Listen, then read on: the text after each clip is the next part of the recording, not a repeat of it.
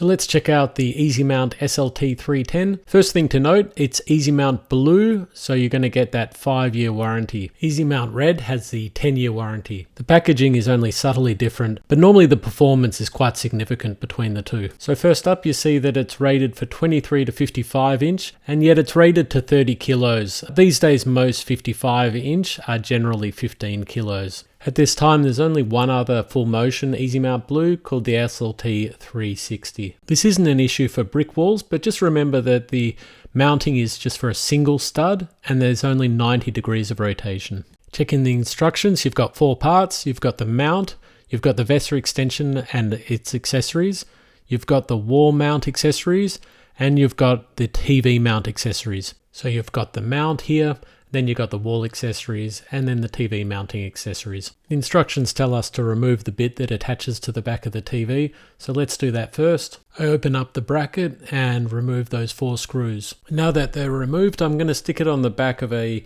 21 kilo Phillips. So the VESA extensions can be placed vertically, 45 degrees, or horizontally, as you can see here. And to install them, you insert the bolt between the TV and the mount, just like this. And then you select the correct angle and then add the bolt onto the end of the screw. And then finally we fasten it to the TV using the M6 screw from the accessory pack. In the case of this TV, it's got 200 by 200 VESA, so we don't need to use those extensions. And note that the hooking part is at the top. I'm really critical of the wall accessories, so the part that attaches between the wall and the mount. The instructions tell you to drill a pilot hole, but realistically most professional installers don't actually drill that pilot hole. So what we really want to do is test how strong these screws are, and they're really impressive, the screws. The only change that we've recommended is that they make a slit into the end of the screw so that it's self-tapping. So it's time to mount the arm on the wall. To give easy access, just put the mount off to one side and then drill in the screws and check the levels. We need to hook the TV onto the mount, so you've got to add those 2 screws at the top and then hook on the TV. At 21 kilos, it's a pretty heavy TV.